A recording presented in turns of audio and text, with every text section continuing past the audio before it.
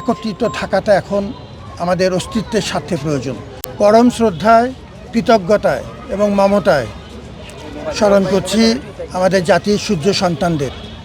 ঢাকা বিশ্ববিদ্যালয় সহ দেশের অপরাপর বিশ্ববিদ্যালয় এবং শিক্ষায়তনে তারা চূড়ান্ত আত্মত্যাগ করেছিলেন এবং এই চূড়ান্ত আত্মত্যাগ 1971-এর যে স্বাধীনতা সংগ্রামের তাদের যে আত্মত্যাগ, সেটি প্রজন্ম থেকে প্রজন্মে আমাদেরকে সাহসী করেছে, অন্যায়ের বিরুদ্ধে রুখে দাঁড়ানোর প্রত্যয় এবং সাহস জুগিয়েছে।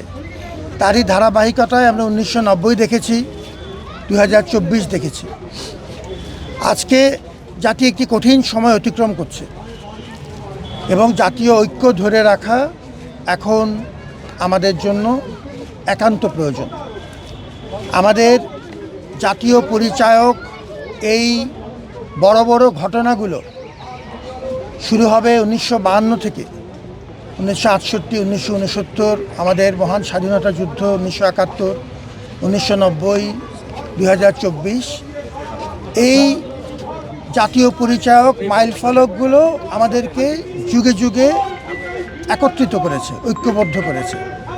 আজকে এই ইতিহাসের প্রেক্ষাপটে এবং আমাদের মহান শহীদদের এই আত্মত্যাগকে সামনে রেখে আমরা যেন ঐক্যবদ্ধ থাকি।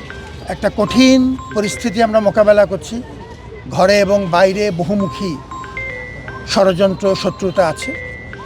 আমরা একত্রিত থাকাটা এখন আমাদের অস্তিত্বের স্বার্থে প্রয়োজন এবং আমাদের এই দিবসগুলো, এই ঘটনাগুলো, ইতিহাসের এই ঐতিহ্য আমাদেরকে সেই একত্রিত করবার পথে আলোকবর্তিতা হিসেবে কাজ করুক, সেটাই আমাদের সবার কামনা।